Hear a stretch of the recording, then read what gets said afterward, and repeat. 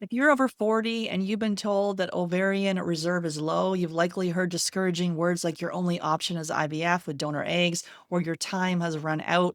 Today's episode, we're talking all about how to improve ovarian reserve to get pregnant after 40. We're talking about ovarian reserve actually means, why it doesn't tell the full story, how a functional fertility approach can help support egg quality, hormone balance, and your chances of natural conception or IVF. Even after 40, your body can respond, and understanding the underlying imbalances can give you a roadmap to improve ovarian function and reproductive potential. Let's go. Welcome back. I'm Sarah Clark, founder of Fab Fertile. For over a decade, my team and I have helped hundreds of couples improve their chances of pregnancy success, whether naturally or through IVF. We specialize in supporting those with low AMH, high FSH, diminished ovarian reserve, premature ovarian insufficiency, and recurrent pregnancy loss through functional lab testing and personalized fertility strategies.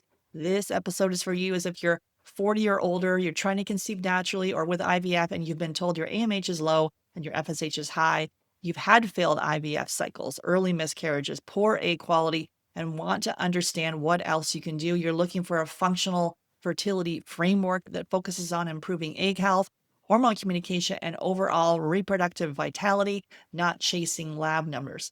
Thanks so much for listening. I'm so thankful that you're here. Make sure you hit subscribe or follow. And if you know someone else who's on the fertility journey, please share this podcast with them. We're talking about how to improve ovarian reserve and get pregnant after 40. So ovarian reserve, so we look at the AMH, the FSH, and the antral follicle count reflects a quantity, but not quality. AMH does naturally decline with age, but that doesn't mean that pregnancy is not possible. We see it all the time where AMH actually goes up, people get pregnant.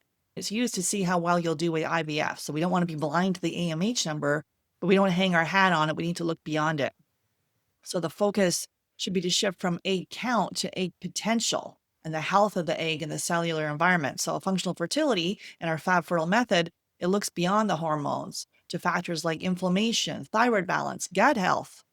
Been banging on about inflammation, thyroid, gut health, nutrient status, and nervous system regulation. That's what's going to help improve your egg quality in your 40s or at any time if you've been told you have poor egg quality. But today we're talking about in the 40s. And so I'm just thinking of a client here. She was 41 with diminished ovarian reserve. She had autoimmune issues. We see this all the time. The Hashimoto's. I'm like, how's your health? And they're like, wow, I feel great, healthy. Oh, I also have an autoimmune disease. It's not a, oh, I also, that's a huge clue. And even though maybe you've got it under control and you feel good, it could still be some inflammation in your body. And that's why your body is not feeling safe to procreate. She had autoimmune issues, Hashimoto's, a lot of food sensitivities. So it's not about taking your favorite foods out forever. We, in conjunction, heal the gut. You can bring most of the foods back in. Gut infections. She had that H. pylori. We're passing infections back and forth via saliva. So H. pylori will lower your stomach acid and not absorbing all those nutrients. You're well fed, but malnourished. And we see you and your partner, if one person has H. pylori, and all of us have it, but if it's in a virulence factor, it's overgrown, that can be why you're not absorbing all those nutrients needed to make hormones. Low protein intake and absorption. She had heavy metals. We do hair tissue mineral analysis to be able to see if you got mercury or aluminum or arsenic or uranium. And we see those all the time. You're exposed to heavy metals. It's not about you doing some crazy chelation or detox. We need to do things in a gentle manner to be able to help restore balance. And in this case, she got pregnant naturally at 41. So there's things we can do. We don't just say, oh, we have diminished ovarian reserve and the ovarian health is bad and oh, we better rush to IVF. No, we look beyond that and we don't look at the body in the silo. It's all connected.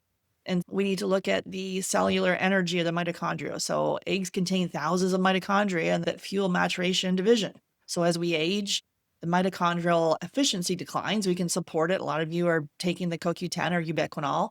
You're taking some magnesium. You're taking some methylfolate B vitamins, but we see the magnesium low. We see the fact that your B12 not absorbing all your B vitamins. We like the B12 800 to 900. Maybe yours is high because you're not absorbing it or it's too low. And so being able to support that, looking at bringing in some antioxidant rich foods, some berries, leafy greens, so to protect against oxidative damage. And we don't want to over fasting or under eating. A lot of us are doing that long fasting window and getting shaky or hungry. And that can be disrupting your ovulation and slow follicle development. We don't want to be doing these things that are good for men. Cold plunges, no, it could be too harsh if your adrenals are compromised. And the theme we see here with poor egg quality, low ovarian reserve, low AMH, diminished ovarian reserve, premature ovarian deficiency, the adrenals impact the thyroid, impacting the AMH and the FSH, the follicle count. So we do things that are too harsh. It's DIY. We're nourishing, we're gently supporting, but we're doing this in a targeted manner, not just throwing spaghetti at the wall and guessing and taking a whole bunch of generalized supplements and wasting time. And looking at the thyroid function slows, egg maturation and implantation suffer. I've said it once and I'll say it again. We see the thyroid, even though you've been told it's normal, we want to have it to be optimal. It should be below 2.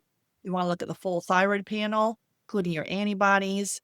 You can add in some selenium or some zinc. We see a lot of people where they're anemic, so the iron is off, your ferritin is too low, and then that impacts your thyroid.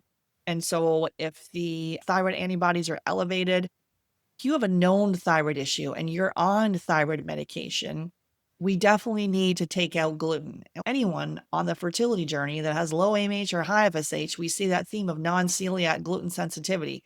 We need to take out gluten, maybe not forever, but if that was the thing. But if you're like, I just want to have gluten, I need to have it, or I love bread, there's no way I can give it up. Food should not be addictive. And if your body's, I need it, that could be the thing you're most intolerant to. So put a strong line in the sand, send a message to hello@fabfertile.ca, subject line 10-day, do the elimination diet, take out the top allergens for 10 days, take out dairy and gluten for 60, 90 days. If you want to fast track this, we do our testing as part of our Fab Fertile method. We do food sensitivity testing so we can reduce inflammation in a targeted manner, stool testing to be able to look at the DNA of the stool and be able to eliminate infections, optimize and repair the gut. We do genetic testing. This is all shipped worldwide. So you can send me a message at hello@fabfertile.ca, subject line fertile, and we can talk about some options that are right for you. See if we can get the testing to you. We can get it to Canada, the US, most places in Europe, the UK, we can get to, as well as Australia, New Zealand. When we have the testing and then also looking at your blood work, we can make a targeted plan. We also do genetic testing. We use the Grow Baby test, and that can really look to see your genetic SNPs and what are the specific diet, lifestyle, and supplements that we can use to then improve pregnancy outcomes, prevent gestational diabetes, prevent preeclampsia, especially if you've had pregnancy loss. We need to see exactly what your body needs, not just guessing and taking a bunch of Brazil nuts or taking a whole laundry list of supplements and you just have expensive pee. So we got to do this in a targeted manner, not waste time. We also do hair tissue mineral analysis. This can really help with the ovarian reserve. So it's going to look at your long-term mineral levels and toxic metal exposure. If you've got low magnesium, which we see all the time, that's why one of our foundational supplements for you and your partner is magnesium glycinate. If you've got imbalanced copper, that can impair estrogen detox and thyroid conversion. Maybe you've got elevated aluminum, cooking with aluminum tin foil, mercury amalgam fillings. Don't go on to a regular dentist and have those removed. There can be off-gassing. We need to work with a biological dentist. Be very careful with the mercury piece. Don't just run off and do that because it could have some negative reactions in our body. But if we have mercury amalgam fillings, that could be high mercury in our body, and that might be why it's not working. Also, another one where people tell me, my health is totally fine, but I just got these breast implants. You've got toxins in your body. I see people tell me as soon as they got the breast implants in, their health went down the tubes. All of a sudden, their period disappeared and all sorts of health issues. Or their health feels fine. There's nothing going on, but all of a sudden they got the low AMH. My health is totally great, but I got low AMH and diminished ovarian reserve in my 30s. What's changed here? Oh, I got breast implants. Okay, well, that might be it. Obviously, getting the breast implants was a big decision. And then if we decide to remove them, we need to do it in the right way. But there's things we can do to nourish the system, and we can see if there's toxins in the body, and that might be why you can't conceive. Obviously, people with breast implants go on to conceive. But those are some clues of doing this for over a decade that we see. So if there's toxins in your body and you're exposed to something, the body wants to survive, not procreate. So we got to rebalance the minerals, and that improves your hormone stability and egg energy. Look at the adrenals. If you've got your chronic stress, that's going to raise cortisol, and that's going to suppress your FSH and your LH. And so we do Dutch testing. I do caution just doing one Dutch test and thinking you've done all your testing. No, this can help us in black and white see which pathways the hormones are going down. You can see it. You're like, oh, wait, there's my adrenals all flatlined, or I should go up in the morning and then come down at night. Yours is just flatline from chronic stress, and that can impact the ovarian signaling, all the stress you're under, especially if you're dealing with secondary infertility in your 40s. You've got a child, you're trying to have a second one. Your postpartum period, you've fed a human, and now we need to nourish everything and bring it back into shape. And then help the adrenals. We need to work on your sleep, having balanced meals. Maybe bring in some adaptogens, ashwagandha or rhodiola, and some mind-body tools. So the adrenal piece is key. And we see it over and over again. And this can impact your ovarian reserve. And so the gut and immune side of things. So the gut impacts estrogen metabolism and inflammation. If you've got a leaky gut, which you can get through stress, through antibiotic use, being on the pill, hormonal birth control, this can trigger immune activation, interferes with the follicle growth. Then you get in more of these gut infections. The chronic stress can predispose you to leaky gut. We need to be able to address those infections and get the body back online. And so if you've got overgrowth of bacteria or an overgrowth of yeast, that can impact your ovarian health and your eggs. So we got to heal the gut, improve the nutrient absorption. That's going to calm the immune system, get the body back in shape. And then we work on the gut health, and then we do the vaginal microbiome. Because if you've got bacterial vaginosis, UTIs, thrush, pregnancy loss, anyone on the fertility journey, we do the gut work and then we do the vaginal microbiome. The vaginal microbiome directly impacts conception and implantation. Before you do an IVF transfer, we've got to do the vaginal microbiome. But we also have to do the gut microbiome beforehand. So if you've got some beautiful embryos in there waiting for you, you've got to get the body in the best shape. So the healthy environment is lactobacillus dominant, which helps keep the pH low and the pathogens in check. The pH is high, then the pathogens overgrow, and that could be why it's not working. We see people with uroplasma, mycoplasma, gardnerella. They can cause low-grade inflammation in the uterus or the tubes. And so research links uroplasma to lower fertilization and early embryo failure. We see it all the time. And if one partner has it, the other partner needs to be looked at. So we do vaginal microbiome testing as part of our FabFertile method. We ship that worldwide, identifies imbalances so they can be addressed before conception and before transfer. So we can restore the lactobacillus, and then that's going to reduce the risk of implantation failure and miscarriage. This is key. Your fertility clinic may scan for uroplasma, but it is not routine. It's not part of the routine workup, and it's routinely missed. Nutrient depletion, detox support. Many women over 40, they have low ferritin. We like that ferritin between 80 to 100. They got low vitamin D. We like that 60 to 80. They have high homocysteine. So there's inflammation. You're not methylating your vitamins properly. All that can impact your egg health and implantation. So you got to support your detox pathways, hydration, fiber, B vitamins, reduce the toxins, kick out the plastics, eat organic food. If you're going to argue about organic food, then I'm not here to convince you. If there's a guy wearing a plastic suit and a mask spraying our food, do you think that we should eat it? Probably not. I don't want to eat it, but you can do what you want to do. Getting organic as much as possible. The Clean 15, you don't need to get organic, but I choose organic all the time, and I'm just happier with that. Is it perfect? No.